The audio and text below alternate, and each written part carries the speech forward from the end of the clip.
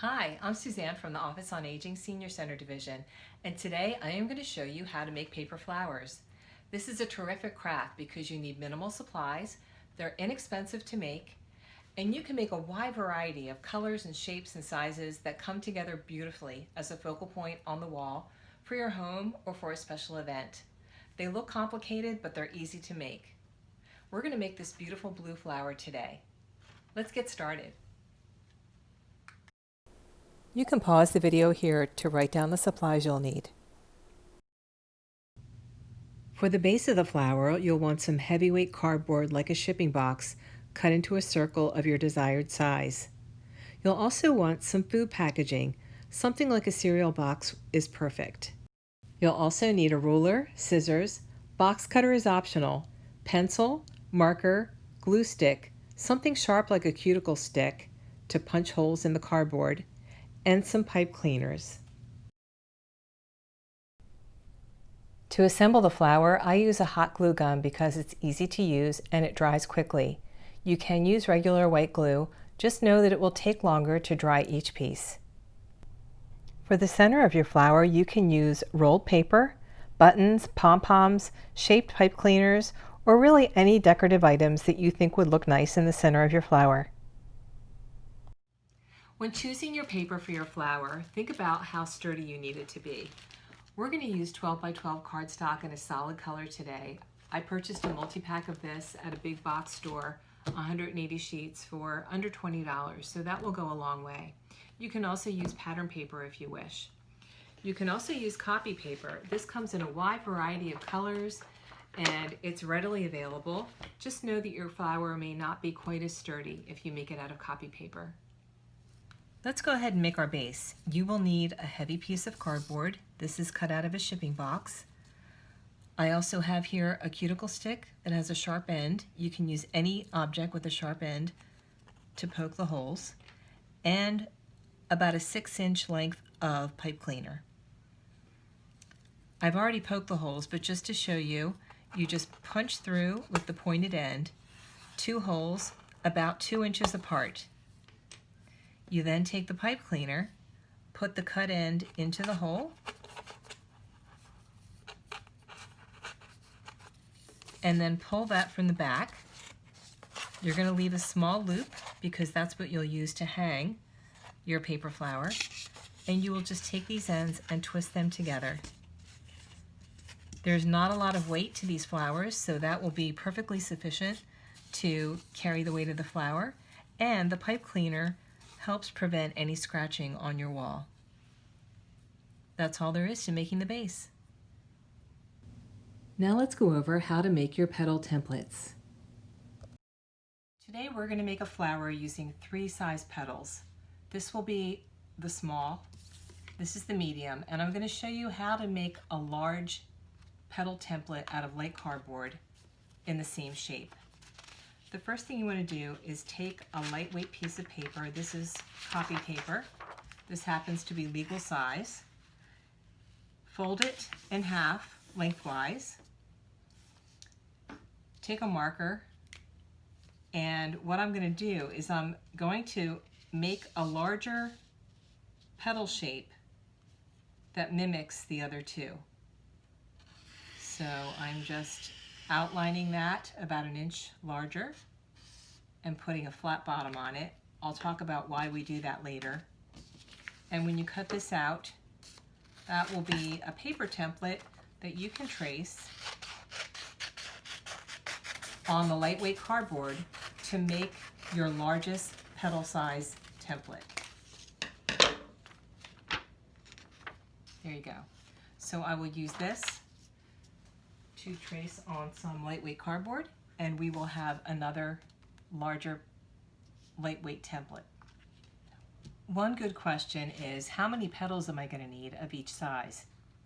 So I have to tell you, I do not do any math to figure this out. I literally eyeball it. So this is my largest petal. I know that this is a really large base, so I am going to just eyeball This is roughly 4 inches, but it's going to be slightly smaller because we're going to pinch the bottom, and I'm going to talk about that a little later. So if I just estimate 1, 2, 3, 4, 5, that's my scientific method. Double that, and I'll cut 10 of these.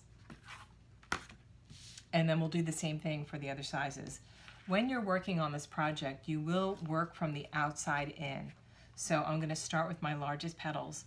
I'll get those cut out, and we'll come back. I'd like to add here that I like to try to use every scrap of paper that I can. So if I position these correctly, I can fit all 3 petal templates on one page, and that's what I'm going to do, so I maximize the paper usage. We've cut out all of our petals in the 3 different sizes. Next, we are going to give our petals some dimension. The way that we do this is we take each petal, I'm going to start with my large size, and we're going to cut a slit in the center bottom along the edge that's flat here. I'm going to cut about an inch in. I will then take a glue stick, and on one side, it doesn't matter which side, you're going to put some glue. You're then going to take the cut edge that does not have glue on it, bring it around, and press it to the edge that has the glue. Hold that for 10 or 15 seconds, and this is going to give your petal some dimension. I finished one here, and you can see that that is already starting to look more realistically like a petal. We're going to go ahead and do that for all of our petals. Keep in mind that the deeper the slit, the higher the dimension and height will be for your petals. A good rule of thumb is to keep the outer larger petals a little flatter, and your inner petals, your small petals, you'll make that slit deeper and make that height higher. I'll finish all that and you can see what I mean. All 3 petal shapes have now been made dimensional through the process we just talked about, where we cut a slit and then cross the 2 edges at the bottom over one another. So all of these are done.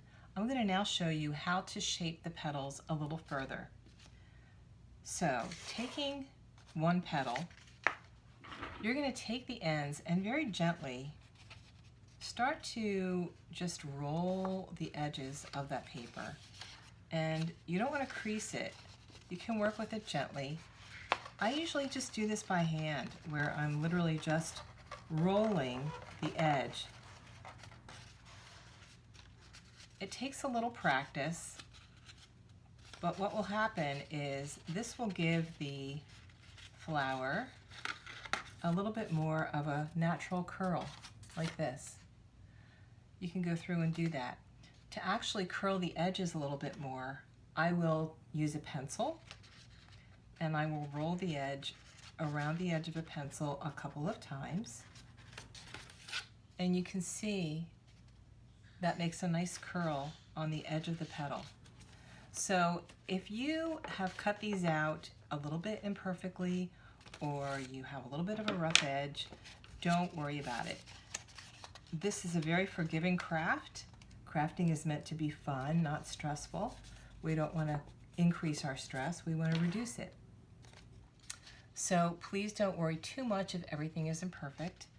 You're just going to continue to shape those petals, and like I said, take your time, roll it gently, and after you do it a few times, that shape will hold. So you can see that already is starting to look more like a realistic petal. I have shaped all of my large petals. You can see they're all together here, and you can see that they have a little bit more dimension here. For our medium and our small size petals, we are not going to shape the whole petal. We're simply going to take that pencil again and gently roll the edges of the upper petal around the pencil to give that a little bit of a lip. And I'm going to go ahead and do that for all of my medium and my small size petals. And you can see it just takes a few seconds. All of my petals have now been shaped. I'm going to put those aside for a moment and show you how to make a couple of large leaves that we're going to use on this flower. I already created a template using the same method with copy paper and then tracing it on lightweight cardboard. I'm going to take some green paper and I'm simply going to cut out a couple of the leaf shapes here. And then I'm going to show you how to put some texture in the leaves. I've cut out my 2 leaves, which I think will be plenty for this size flower. Every template that I have has that flat bottom so that we can do the slit and make it more dimensional. But before I do that, we are going to put a little bit of texture in here. I've placed this on just a couple of sheets of the scrap lightweight cardboard. And what I'm going to do is take my ruler and going right down the center of the flower, I'm going to take my cuticle stick and I'm going to press a line into the flower to give it a little bit of a vein. I don't know if you can see that, but I'll show you the finished product. And then I do the same thing, just going down and creating some veining all along the leaf. So I will show you what that looks like when it's all done.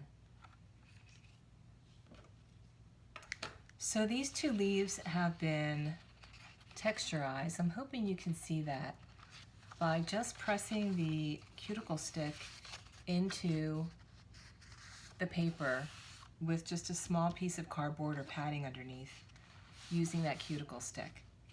And again, I'm going to cut slits in here and then cross the 2 bottoms over to give this a little bit of dimension. I've gone ahead and made dimension at the bottom. Now I'm going to, again, gently take the paper and just gently roll it for a few minutes. And that is just going to create a nice, gentle, more natural shape for the leaf. I have my backing, I've got all my petals cut out, and I've got my leaves cut out. I am going to take my backing, and where you have the loop where the pipe cleaner sits, that's going to be your hanger. You're going to flip this over and start gluing down on the side where the pipe cleaner ends are twisted together. That way you'll be ready to hang this on the wall when it's all completed. The first thing I'm going to do is just get a general layout of my first layer. Leaves are always going to go down first, and roughly they will probably be on the size of the flower. I'm going to use my large petals to start laying these out. They will sit a few inches from the edge, and this is just going to give me an idea of roughly how many large petals I will want to use for the first layer. I'll do that, and when I'm ready to glue them down, I am going to use a hot glue gun. The glue adheres quickly and it gives a nice strong hold. Once I've got that done, I will come back and show you. I have all of my largest petals glued down now, and you can see this is a really large flower, but you'll see it's already really beginning to take shape. I am going to go ahead and now start laying out, first without gluing, my medium-sized petals just to get an idea of placement. And then I'm going to go ahead and glue that layer down. I will do that and come back. We now have all of our middle size petals also placed, and you can see it's really starting to come together. I'm going to go ahead and lay the next round of smallest petals in, and then we're going to talk about what we'll do in the actual center of the flower.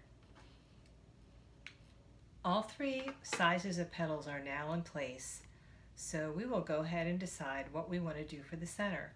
We have a couple of options here. So I'll pick one and finish that, and then I'll show you exactly what we did and how we did it. Since this is such a large flower, I don't want that middle section of cardboard to be showing through anything we decide to do in the center. So what I did was I cut out a circle of the same cardstock that we made the petals from. And I'm just going to glue that in the center. We're going to cover that up, but I just wanted to make sure we were covering any cardboard peeking through. For the center of this flower, I am going to make something similar to this center made out of white paper. The way that you do this is you cut strips of paper, you fringe the ends, and then you roll it to make this center. I'm going to use this yellow paper and I'll show you what I mean. I've cut my 12 by 12 yellow sheet into 3 4-inch pieces. I am going to glue these end to end and then fringe one side of it. I'll show you what I mean. My 3 strips are glued together, and I'm now going to take my scissors and I'm going to cut about 3/4 of the way through, and I will make an even fringe. You can make the strips as narrow or as wide as you like. This part is a little bit tedious, but it gives a really nice effect.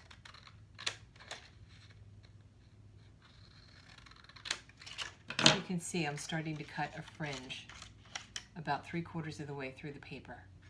I'll finish that up and we'll go to the next step. I've completed fringing my paper. I've started rolling it from one end. I put a little bit of glue down at the beginning because I want it to stay nice and tight. And I'm going to continue to roll like this, and I'm going to put glue down every so often with my glue stick. And then I'm going to complete this piece and I will show you what it looks like. Here is what the finished fringed rolled piece looks like. What I'm going to do now is I'm going to start bending down the edges, the fringes, so that it actually becomes a nice full centerpiece for my flower. And just gently bend those down and be careful that you don't bend them too harshly. But go ahead and work your way around and pull those out to make a nice starburst shape with the fringes. Take a few minutes and do that and we'll come back. Here's the flower with the yellow starburst placed into the center.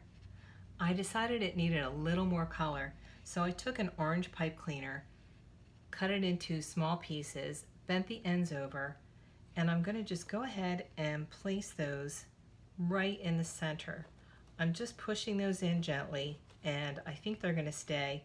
If you feel like they need a little glue, you can put a little glue on the end. Just be careful you don't get glue all over the starburst. And I think that adds just a little more interest in the center, a little more texture, a little more color. But that's it, the flower is done. Thank you for joining me today. I hope you enjoyed this process, and I'll see you again soon. Bye-bye. This finished flower is 2 feet wide and 20 inches high.